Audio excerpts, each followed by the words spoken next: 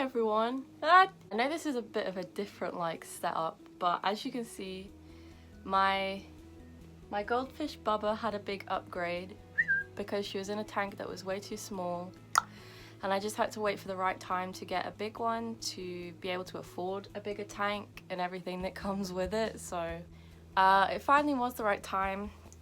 And while I'm here, actually, I just want to say thank you so much, because without people watching my videos, liking, sort of interacting with them, I wouldn't get paid very much. And it is with that money that I'm able to buy things for my animals, buy them what they need, new equipment for my videos. Like, I desperately need a new tripod. You should see how I am standing it right now.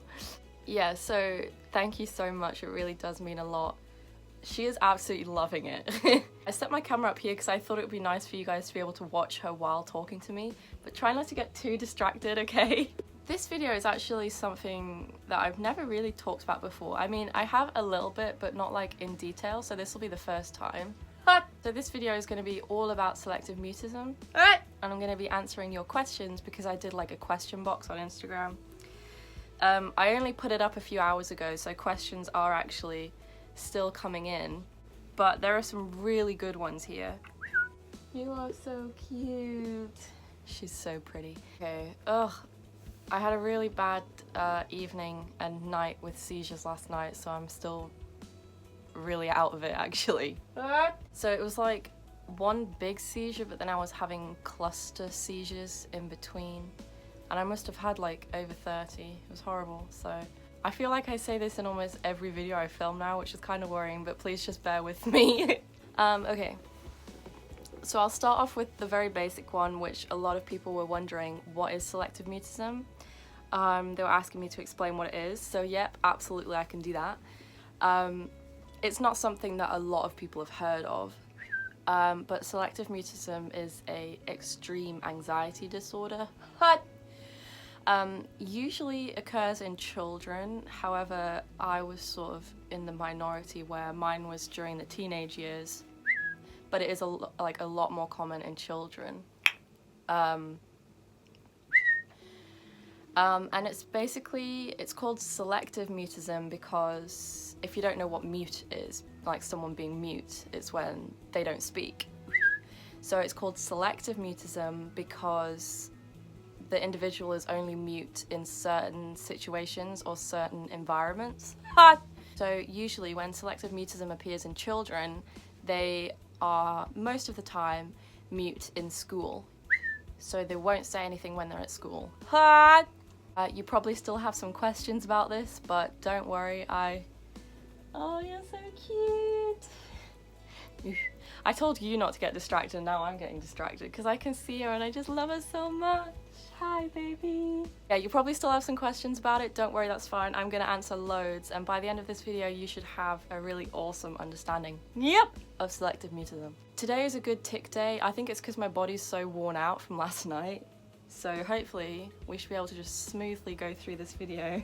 So here we go. This one is from my friend Zara, who didn't know me at the time that I was mute. So my mutism was from the age 16 to 18, but it was very severe from 16 and 17. 18 wasn't really too bad. So Zara says, were you too shy to speak, or was it more of a physical inability to verbalize anything? Well, those are fancy words, Zara. So it's sort of a bit of both. Like, selective mutism isn't just shyness, it's sort of really extreme. That's why they call it like an extreme anxiety disorder, because it's not just like having an anxiety, it's almost like, for me, it was like being in For me, it was almost like being in a state of shock all the time, which is really weird. I don't know. Your body just sort of shuts down. It is literally physically being unable to speak. A lot of the questions have like a similar vibe, so I'm trying to find the ones that stand out. Okay, this is a good one. So I'll explain first. My selective mutism was in college. So my place of being mute was college. Did you develop selective mutism over time, or did it start the first day of college? So for me, it was the very first day I went in. I went in for like a tester day. I can't remember what you call it. The word will come to me when I'm editing this.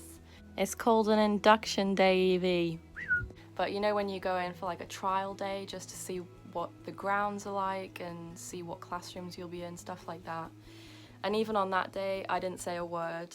I didn't know why. I kind of just thought, because I am naturally quite a quiet, shy person. Obviously, my Tourette's isn't, so it's kind of brought me out my shell a bit. But naturally, I'm quite a shy, reserved person. And especially all these years ago, fishy with fries. Sorry, Bobs. And especially all those years ago, I was very shy. So I thought it was just that. For me, it started the very second that I went to my new college.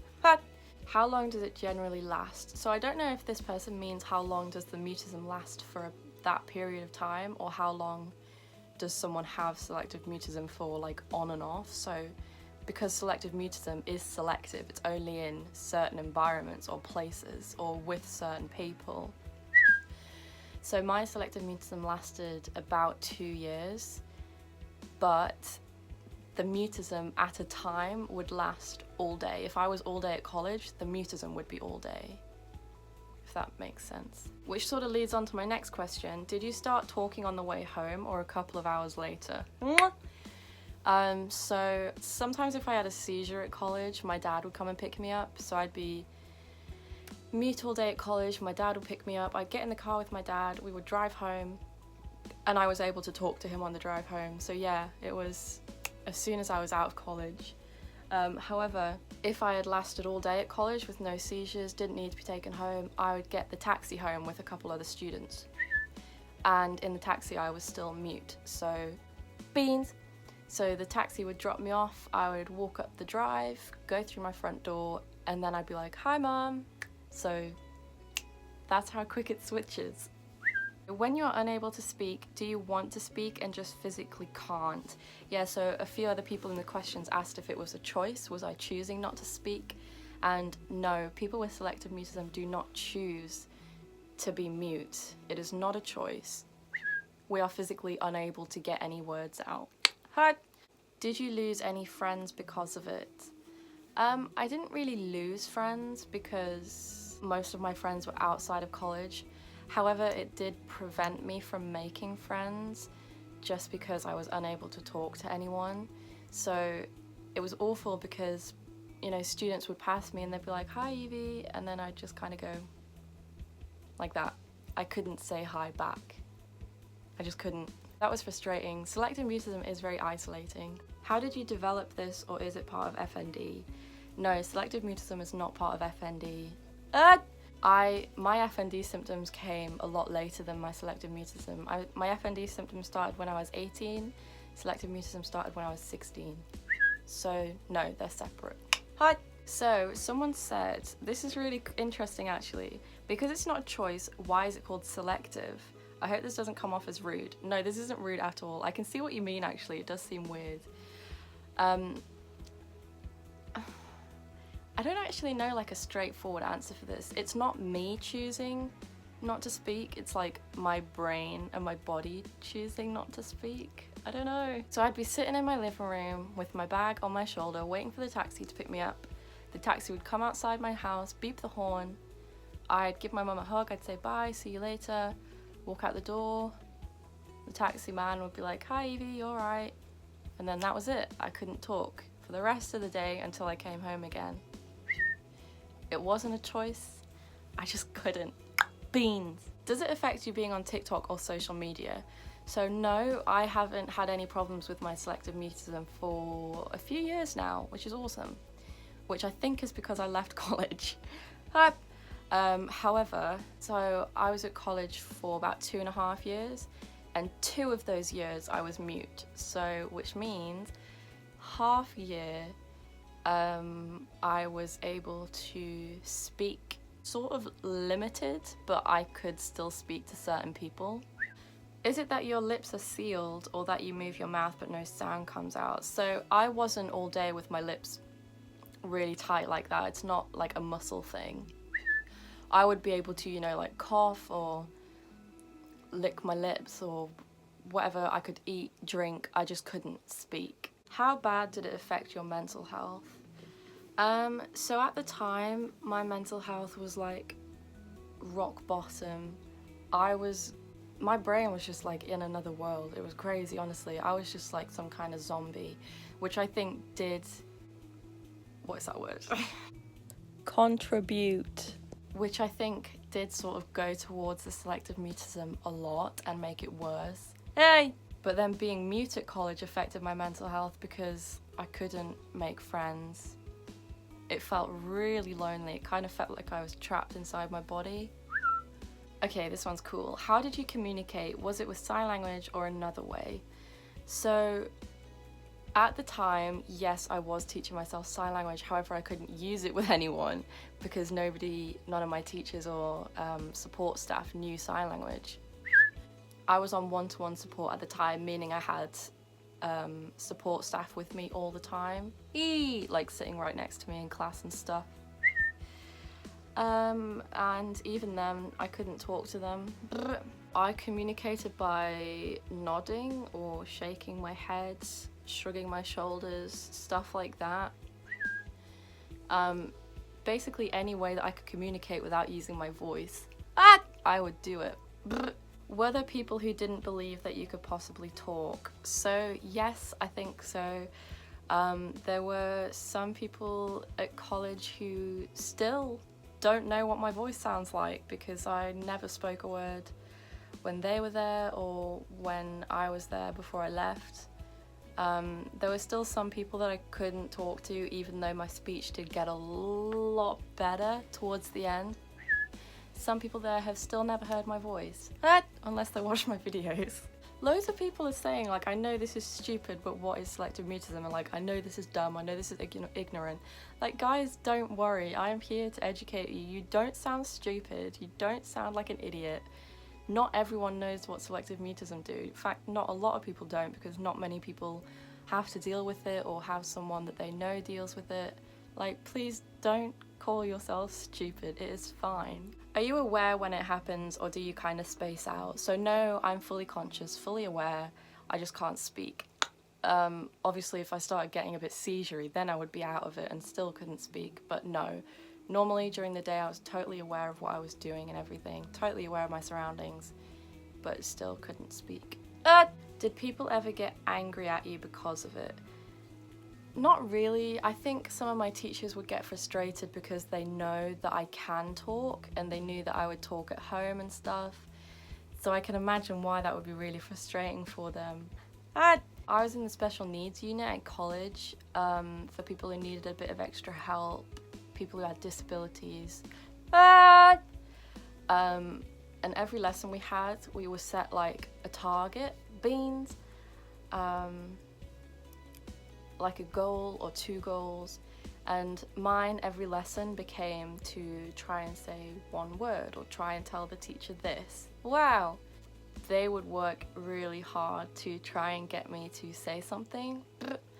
I was doing an animal care course at the time, so I remember one lesson my goal was to answer a question from my teacher. So my teacher came over and she said to me,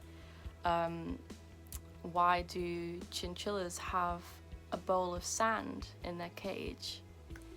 And I remember trying to tell her that it was because it's sort of like a bath for them, like a sand bath. And it took a long time actually, but eventually I remember just mumbling a bath like that.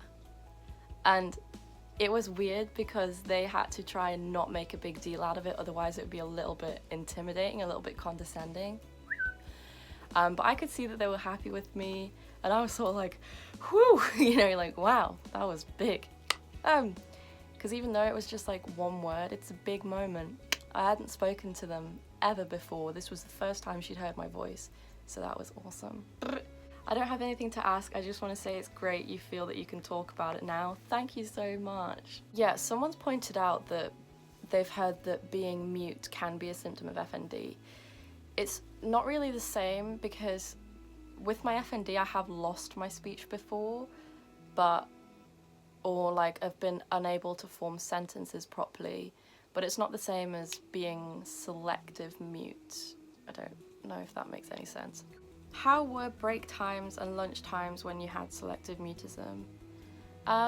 They were okay. It was frustrating because I couldn't tell a teacher if I wanted to go and sit somewhere or if I wanted to go to the toilet or whatever. Yeah, it was just kind of boring, I guess.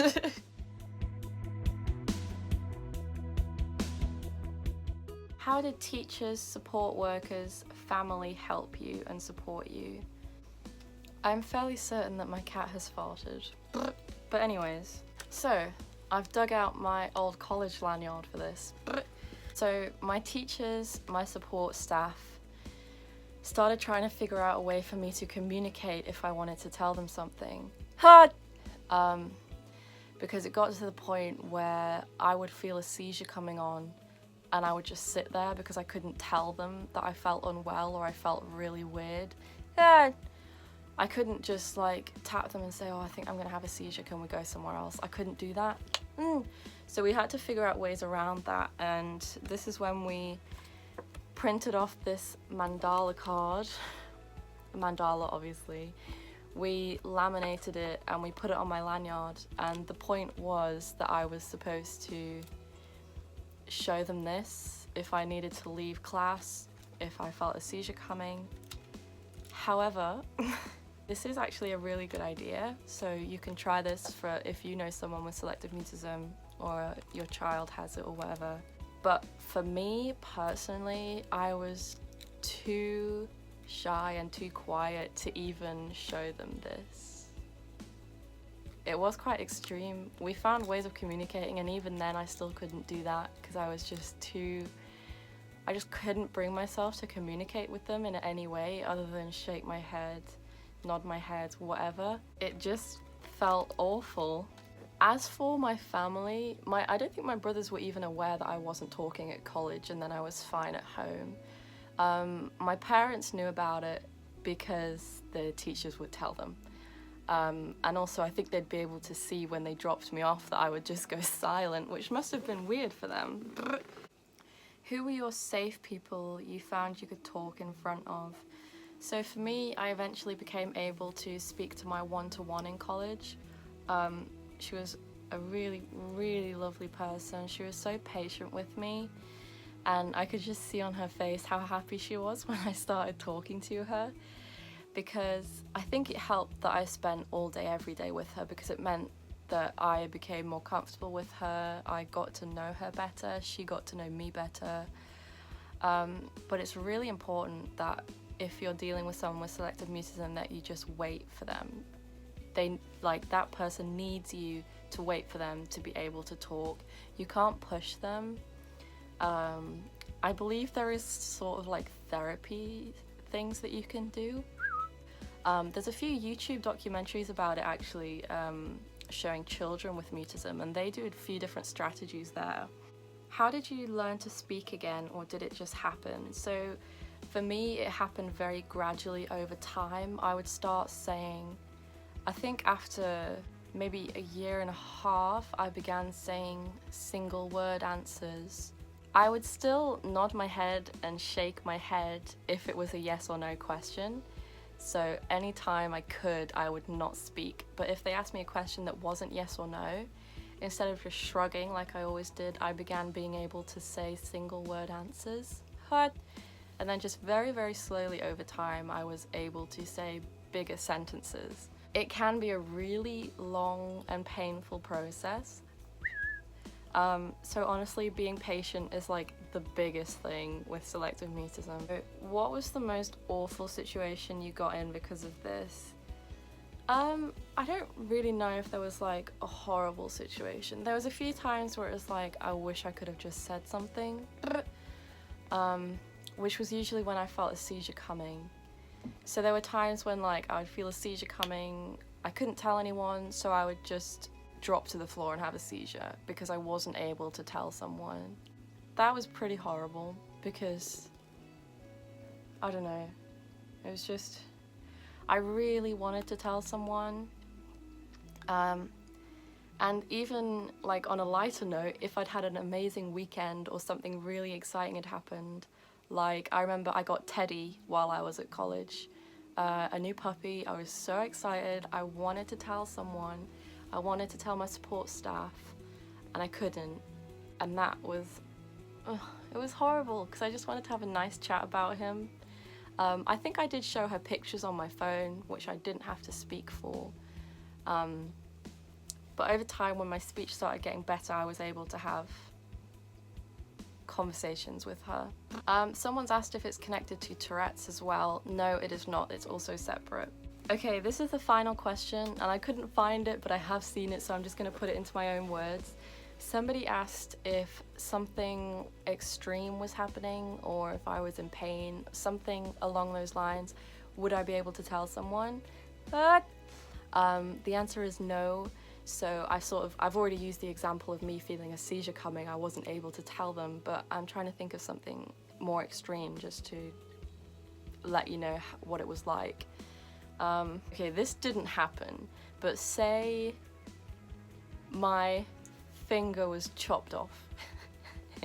Maybe I was making a salad for the lizard and I accidentally chopped a finger off. I wouldn't be able to turn around and say, ow, look, I've chopped off my finger.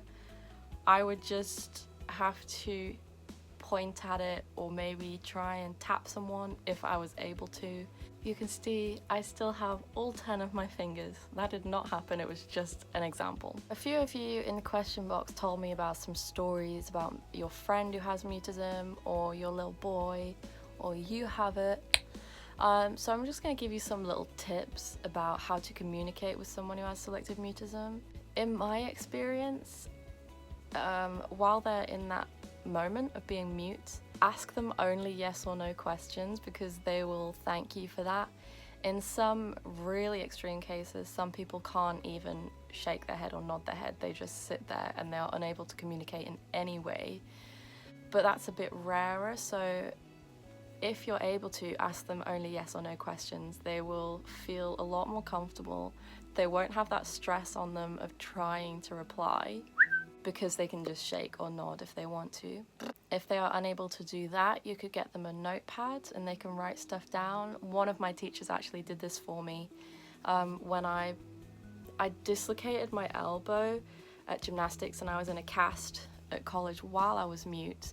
So she got me a notepad so I could ask if I needed help with anything, which was really sweet of her because she bought that with her own money. But like I said earlier, the biggest thing is patience. It can take quite a long time for people to learn to speak again in those situations. But I hope this video was informative. Hi! And I hope you liked it. Are you gonna say bye, Bubba? Bye! I might turn the camera around and show you her properly.